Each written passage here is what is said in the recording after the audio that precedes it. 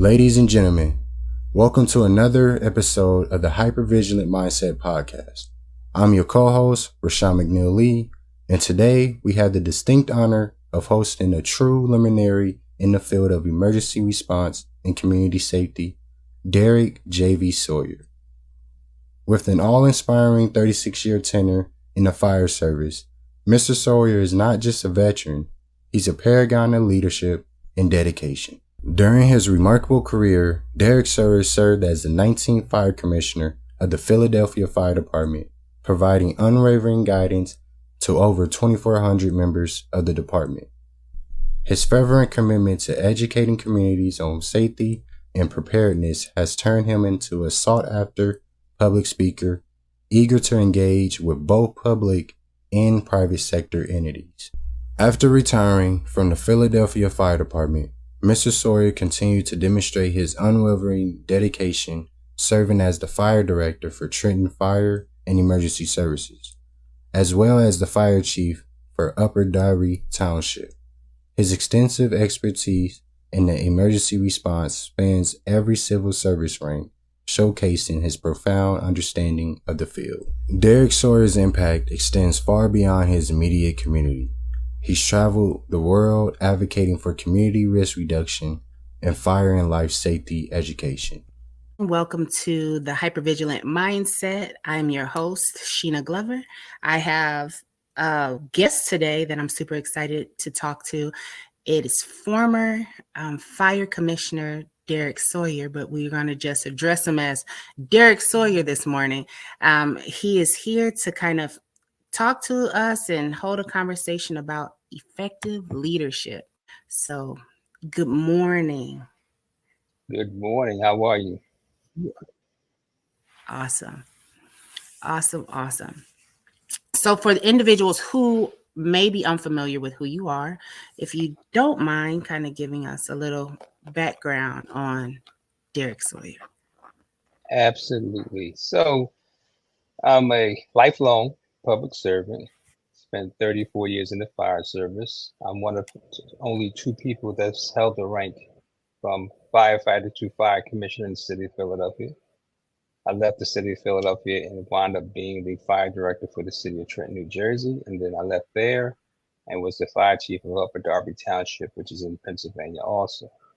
Currently, I'm the training specialist for leadership and the leadership and partnership branch. And I'm responsible for all the leadership and executive development within the fire academy. So all those future and current leaders in the fire service that want to improve their leadership skills, they can come to the National Fire Academy and take courses, and we'll help prepare them for the future. Awesome. So this morning, we're going to talk a little bit about leadership and being effective as a leader, and not only effectiveness as a leader, but some of the contraindications of a toxic leadership and how it may affect the mental health of those under the ranks, whether it's in the fire service or any particular job at this point. So you've successfully navigated a career, like you said, from firefighter to fire commissioner, and being one of two to do it. Kind of explain to me what type of leadership do you have as you found yourself voyaging through your career? Well, there's a couple things that are important. Number one, you have to be an inclusive leader. If you're not an inclusive leader, you're going to have issues leading people because there's going to be a divide in your organization, whether it's just your team as a captain, lieutenant, or your battalion as a battalion chief, or even as a CEO. If you're not inclusive in your leadership, you're going to have a hard time really moving that organization forward, because you're going to have those little cliques and different core values and belief systems. So one of the things is being inclusive. Also, you have to make sure that you're a good listener as a leader, because your members are going to try to tell you what's going on, but it's up to you to actually listen and pay attention so that you can make sure that the organization is going in the direction that you hope to go into. But in addition to that, I would say just have a Awesome. high character and integrity and a strong value system. Awesome. So when you come into an organization and you're set to lead it, you said communication is important, being a good listener, and really truly engaging with the people that you have around you and being inclusive of others.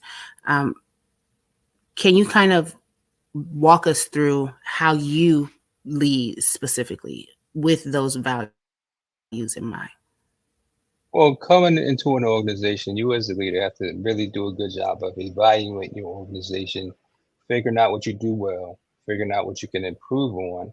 And part of that process is communicating with as many people, if not everyone in that organization, for two reasons. One is just to learn what their concerns and issues are, to learn if they're actually on point with what the mission of the organization is. And then it also allows you to communicate your core values, your mission, your goals, your objectives.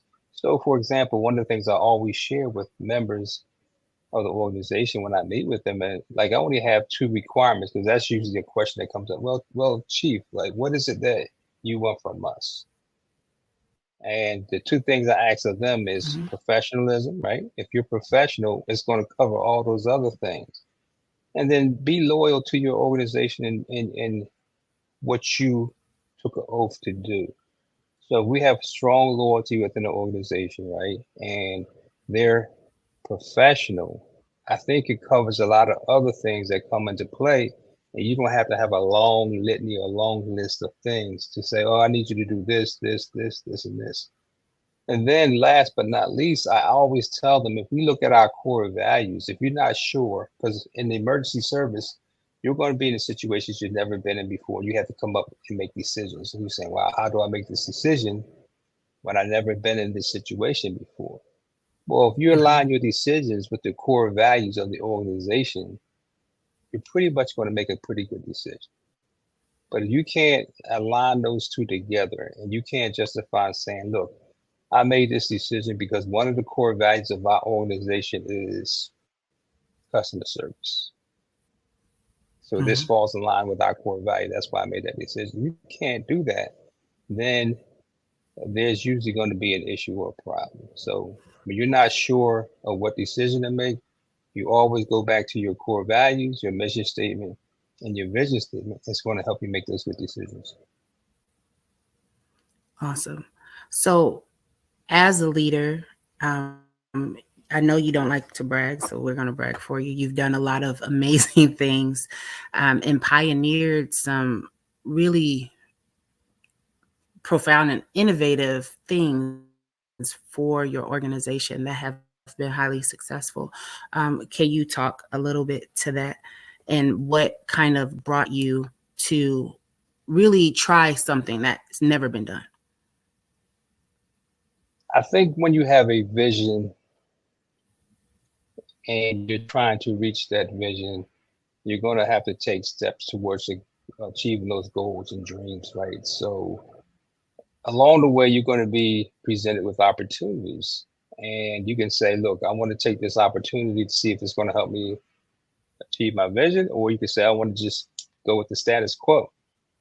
And as long as you have an organization, whether it's a volunteer organization, a private business or entity that's saying, look, we want to help you achieve your goal, then you have to look at it and say, all right, can they help me move my goal along faster? So when you go about it the old systematic way, sometimes it takes years and years and years because you're fighting through bureaucracy and you're fighting through change management, right? People not always willing to change right away. So when you have a new way of doing things, or you have a entity that's saying we're going to help you achieve a goal. So for example, we partnered with Boston Consulting Group, and they helped us uh, achieve the goal of having the lowest number of fire fatalities in the history, recorded history in the city of Philadelphia. So the city of Philadelphia is about 130 square miles, 1.5, 1.6 million people. And we were able to get our fire deaths down to 12, which is humongous when you're talking about an urban city with that size of population. Now, our goal is always going to be zero. The vision is zero, right? Zero people dying from the cause of fire. But Right. by the same token, we were at a point where we're averaging just 20, 30 years ago, we were averaging 100 fatalities a year. Then we were able to get that down to about 50, and then 35 and 40. So to get it to 12, and no one else has ever been able to accomplish that yet, it's huge. But it's not just me doing it by myself. It's me as a leader having a vision and a goal and allowing people to join in on that vision and goal so that they can help us be successful.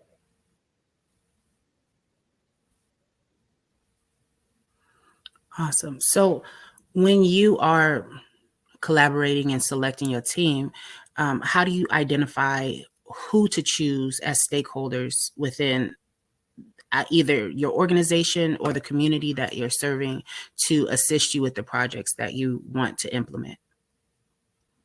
That's a real good question. So internally, what I try to do is watch people and see who's actually leading from the front. You have a lot of people in the organization that just want to go along to get along, and they're not willing to take on the challenges of everyday leadership. So when you're talking about leading, you don't really lead every day unless you choose to. You have to do something to lead. You have to exercise leadership. So I'm looking at the individuals that see an issue in their organization and they choose to take steps to address those issues, not without being told, but exercising leadership and say, we have an issue here, and I'm going to set out and come up with some solutions to help solve this issue. Externally, I believe that I look at what are their goals, core values, and do they align with what we're trying to do? So, for example, something as simple as the Red Cross, they have similar goals and values, so they're easy to align to or align with when you're trying to build partnerships and relationships. But then there's other organizations. So I use the Insurance Society of Philadelphia, for example. No one would ever think that the fire department would partner with the Insurance Society of Philadelphia. What's the purpose? What's the goal? Well, when you think about it from a risk reduction perspective, most insurance people are trying to do what? Reduce the risk so they have to pay out those claims, right? So if Right. you don't want to pay out claims and you're trying to reduce risk, why not partner with an organization that can help you reduce that risk, like the fire department? So when I'm looking at external organizations, I look at how does their mission and goals align with ours so that we can have an easy time of coming together and moving forward. Awesome. So you mentioned risk reduction, and that's a critical piece in the fire service now. Um, how does an understanding of risk reduction apply to leadership, and how can a person in a leadership position be more effective in addressing that particular topic from your experience? So community risk reduction applies in leadership in many ways, in that now you're not just leading your organization. You have to be a leader of the community because you have to get them to buy into that vision of being safe. One of the issues why we still have a fire problem in the US is because a lot of members of the community believe that fire is not going to happen to them. It's something that happens to their neighbors. It's something that happens to other people, not me, until it happens to them.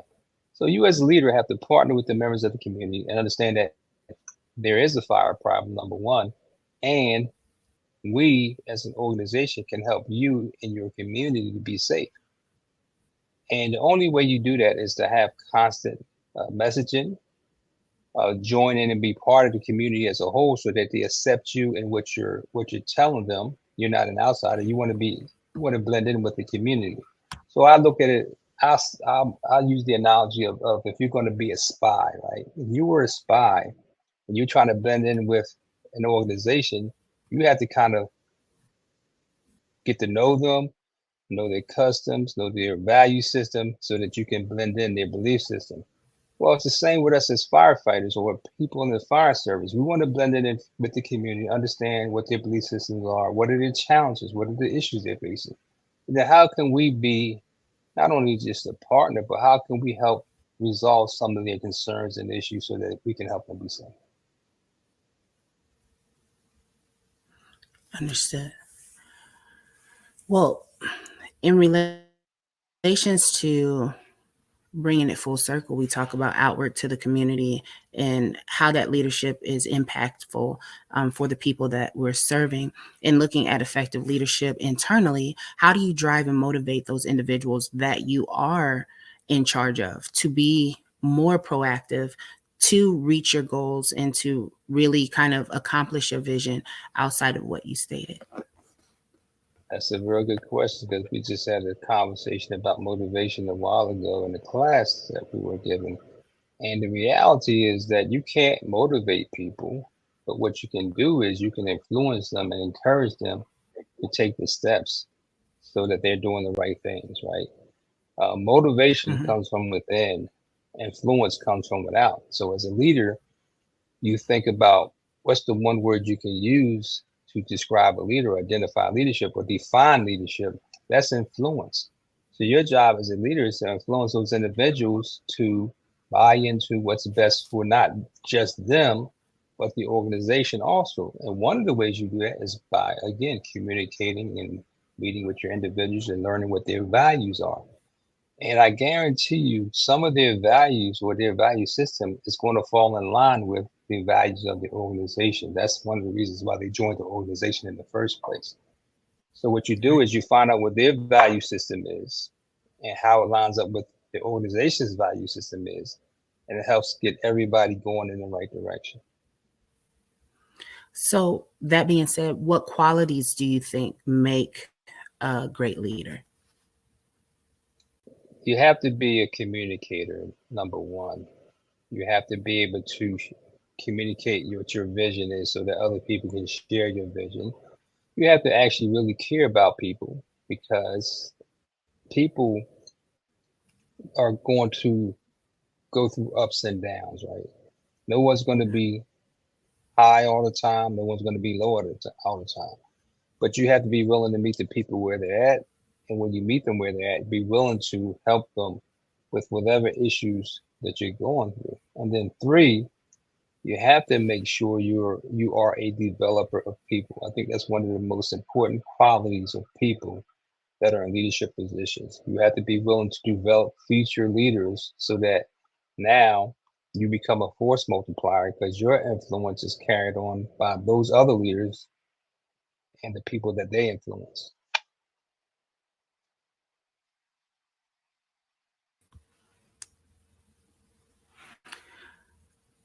Can you share like a personal leadership experience that or challenge that significantly impacted like your leadership style or approach?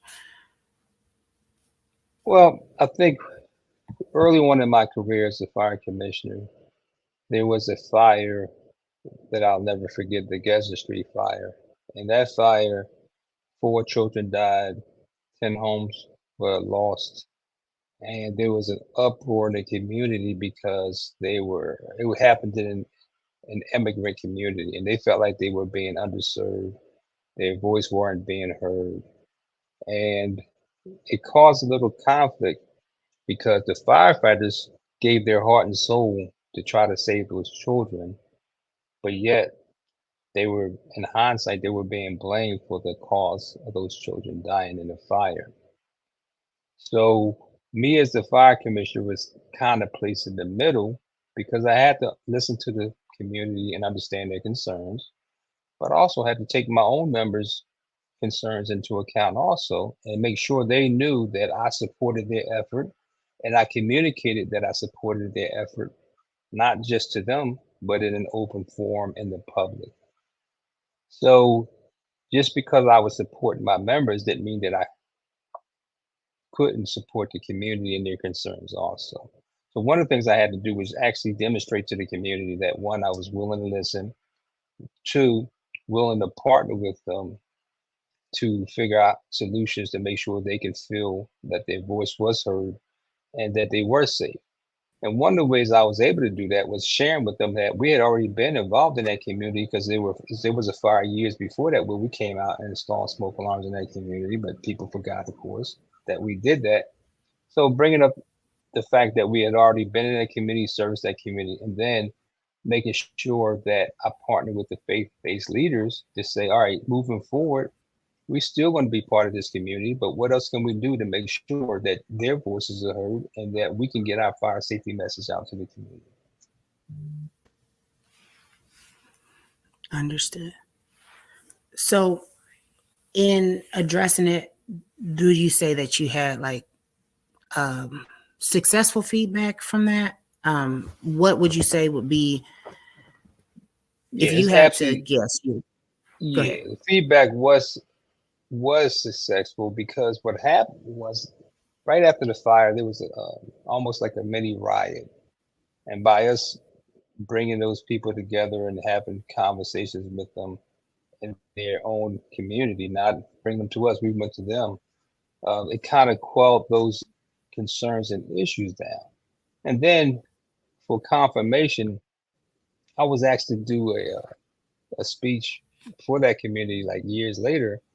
And they actually told me they remembered the fire and explained to me how that they were appreciative of my ability to come in and communicate, share their concerns, and make sure their concerns were addressed. Not just listen to them, but make sure we took active steps to make sure that their concerns were addressed and we helped them remain safe moving forward. Awesome. Like I think that you've had a career that has transcended what the fire service normally has existed as. A common statement usually is, from my side of things, 150 years of tradition unimpeded by progress. Right. And so to come in and be a progressive and effective leader and make really, truly impactful changes in the community is truly, number one, unheard of in the most part, but it's phenomenally impressive, because I think that many times we forget, in order to, and let me say, to be a person of color and to be able to make those changes and have individuals follow you and really truly support you as a person, has its own set of challenges. Um, how was that for you in being a Black man coming into a space that has been predominantly white for the most part, across the country, um, and to be able to be that leader who not only is interrupting what has felt normal for so long, but really doing something that's totally outside the box and different. It's huge, and but that's what leadership is about. So Maya Angelou said it best: people don't care how much you know until they know how much you care. So the first thing you have to do is help show those individuals that you do care about them. You have to listen to them. You have to make sure that when they are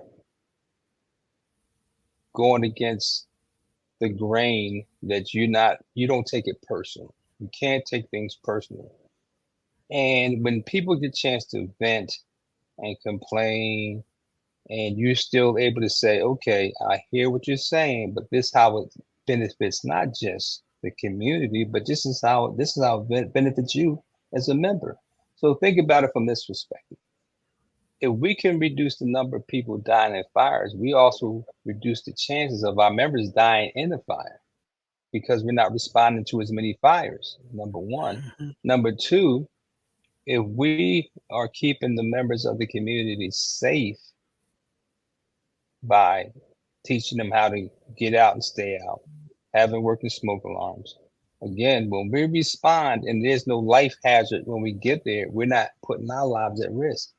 So a lot of people look at it as fire safety is just being for the members of the community. And the reality is it's a double-edged sword. You're going to keep the community safe, but you're also going to keep your members safe. One of the worst things you want to do as any fire chief is to have to go to a line of duty death. That's not a feeling that's good. So it has to be about not just keeping the community, but keeping your members safe and explaining that to your members so that they understand like this benefits you also. We're not just doing it for them, we're doing it for us also. And sometimes that's a hard message to get across, but as long as you're consistent, as long as you're making sure again you listen and hear their concerns, and then being able to explain that, yeah, I understand your concerns, but this is one of the ways we can help address your concerns also. And then what'll happen is they'll give you a chance to see if your theory is true. So you just have to give yourself a chance, especially as a person of color, being a minority. You have to make sure you go the extra mile for them to understand that you are listening to them, but you have a different idea of how to keep them safe. The goal is for everyone to go home. And the one way you meet the Right. goal of everyone going home is keeping the community safe first so they don't have to respond to those tragedies. I like that. It kind of reminds me of a lot of the qualities that I had thought of when I was putting together my Small Bites program. So Small Bites came about after I lost two close fire friends to suicide, and the lack of a safe space that existed around that conversation, and really truly trying to find leadership to step in and acknowledge the hurt that was being experienced in the space, without just simply looking at the expectation of going out when that bell hit. And Right. how do we effectively create a situation where we're okay when we know we have to go out and help others? So, Right. listening to how you lead kind of really truly puts that safety facet back into place from what I'm hearing. So you're reassuring and you're creating a space where the conversation is welcome and people feel like they're valued enough and that their input matters in the greater scheme of how the organization flows and functions, which is uniquely different. And because most of the time it's chain of command. Firefighter, you talk to your captain talks to your battalion chief, and there's no deviation from that linear way of thinking. And to be like, okay, you are adding those additional steps and allowing people to really have an impact over their environment is really, really great. And I thank you for sharing that and really truly implementing that because it matters. It does. I think that in the fire service they use the chain of command as a crutch sometimes, and we have to understand that yeah, that's all well and good on the fire ground, but in everyday life, sometimes you have to give people the ability to go around the chain of command. Because the reality is this: if you are a captain, battalion chief, or whatever, and your people feel as though they have to go to the next level to have a conversation, the reality is you should be looking in the mirror saying, what am I doing wrong as a leader that they don't feel comfortable coming to me? So you Mm-hmm. have to give people that safe space. And it's really important as a fire chief or a fire commissioner because there's so many different layers. You have the deputy chief, battalion chief, captain, lieutenant. So how do you get a chance to really communicate with those firefighters to see what's going on, see how they're really feeling? And I commend you for your program because you got to realize it was not always status quo or popular to even say that you need help. The fire service, all these years later, we're just coming around to understanding the importance of mental health and that it's okay to say you need help. You don't have to be prideful and boastful and say, "Oh, I'm good," when you're not really good. So, like you said, how do you create that safe space where people feel like they're not going to be scrutinized and it's okay to say that I'm not okay? Right. And that's another reason why I was like, well, let me give an avenue for conversation. And that's kind of where the vigilant mindset came into place. Right. When things happen, sometimes people, we're in the trauma business, right? And Mhm. unfortunately, in the world of fire, EMS, you respond to people on their worst day. And there's some level of trauma associated with many of the calls that we go through, Mhm. whether it's a regular EMS call and someone's struggling and they're going through probably one of the worst situations of their life, to if it's a CPR in progress and now you have to watch your loved one being worked on, to a fire where it's devastating and now we're displacing people, and hopefully not. You hope to get there early enough to salvage and stop whatever's happening before it gets out of control. But Right. it's still a level of trauma associated with it. And, like for me, in addressing the hypervigilant mindset, I want to change the narrative around hypervigilance, because hypervigilance is what keeps us safe. It's what That's right. allows us to adapt and to grow and to be here. And if you're not head on a swivel, what do we teach in the fire service? It's scene safety, make sure you have That's right. situational awareness. And Situational to be awareness. hypervigilant is to be aware of not only the world, not only the world around you, but who you are in it and how you're presenting and what that means to everything around you and how that transcends itself. And it really slides into being a leader innately, whether you want to Yeah, that assign falls right in yourself line. as one or not. Like, That's good. Yeah, that falls right in line with your title, effective leadership. So think about it. Situational awareness is not just on the fire ground. And sometimes that's what the problem is with the fire services. We focus so much on operations, we forget about the situational awareness of what's going on in your organization. So again, I talked about those layers that mhm. separates the chief from the everyday firefighter. So how can you be situationally aware when you're not even willing to communicate or give those firefighters an avenue to communicate with you? And that's why it's important to meet with your people on a regular basis. I make it a habit of meeting with my whole department at least once a year, so they have that opportunity to communicate what their concerns and issues are. And you get it from, or you get it at the grassroots level versus hearing it being filtered through different levels of the chain of command. But situational awareness is very important as a leader to be effective. Like I said, not just operationally, but administratively, mentally, spiritually, all the above. You got to have a holistic approach to your organization, just like you have a holistic approach to taking care of your body, because the organization winds up being your body. Well, that kind of segues us into the question of what do you do as a leader to really be mindful of your own personal growth and your own personal um, abilities to be effective for the organization, and what are some things that you do to stay on top of the things that you need to know to be an effective leader? Well, you can't rest on your laurels.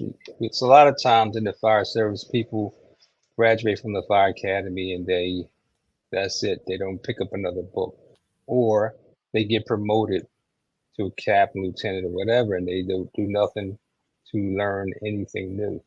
So being a leader, you have to continuously learn what's going on, not only in your organization, but in this country. How about in your community?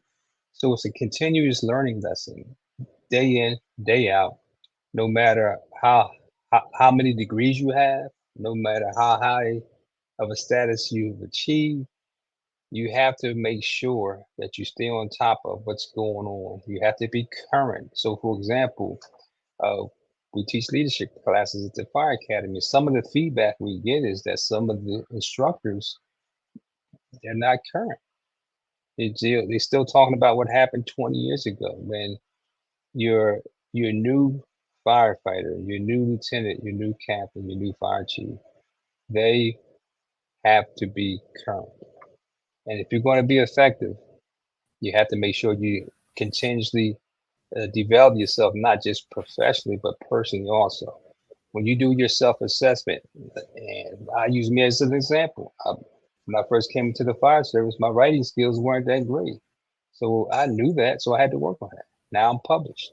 So You have to be willing to be honest and true with yourself and do an honest self assessment. And then if you can afford it, maybe you should get a personal coach.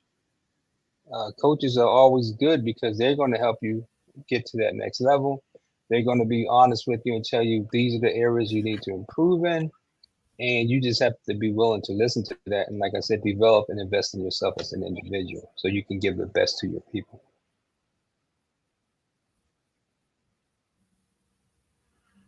I like it. Well, I was gonna add a video, but I don't really think that we need it. It was the conversation that Chief David Rhodes had at the FDIC in regards Yeah. to, um, but we don't need it. You hit Nah. everything perfectly. I like it. Is there anything that you would like to add? Any bits of advice that you would like to give? I would just close by saying leaders are readers. You have to continuously read and learn, like I said, to be current and to make sure that you give the best of yourself to the people that you're leading. And if you don't like leading, you can always watch a couple of movies like Crimson Tide, Glory, that have fabulous leadership stories that you can learn from. One of my favorite was Drumline. When it was a line in Drumline where the guy, his instructor told him, in order to lead, first you have to be willing to follow. And that is true. Like a lot of leaders feel like they don't have to Mm-hmm. follow. You have to be willing to follow in order to lead. So make sure you continuously improve on your personal and professional development. And don't be scared to communicate. And if you're the smartest person in the room, you're probably in the wrong room.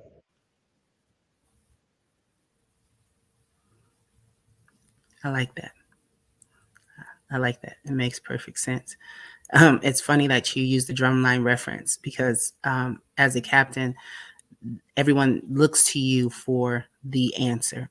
And That's right. a lot of the times when I have my team, we're on a call and they're like, what do you want us to do? I want you to do what you know how to do. And if you can't That's do it, right.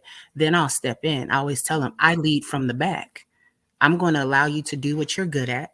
And when you need me, know that I'm here for you. And if That's I'm right. not stepping in, if I'm not cutting you off, then you're doing it right. And it kind of gives them that sense of, like, okay, she believes in my ability and she's not trying and she's allowing me to try, like, and That's I have seen positive results from just allowing them to have that space to really show their talent and do the job that we train them to do with the understanding of the fact that they know that I believe that they got it. Yeah, it's not a dictatorship. A lot of people think that leadership is a dictatorship. It's not a dictatorship. If you're not helping your people grow again so that they can become current and future leaders, then you're not doing your job. I like it. So I appreciate you for taking the time. I know that you are in a position of power and highly important. And I will never underestimate the I'm just a link in the gratitude chain. That's for all. Just being. a link in the chain. It's my pleasure. So I thank you again for your insights. And is there a place outside of the Fire Academy that you can get information about you, or if people wanted to reach out, Sure. what So if they would anybody do wants to to reach find out you? and continue the conversation, they can reach me at pfdcommish, that's pfdcommish@gmail.com. I welcome all comments. And again, it's about helping people grow to be leaders. So anybody has questions, concerns, or whatever, reach out to me and I'll be glad to respond.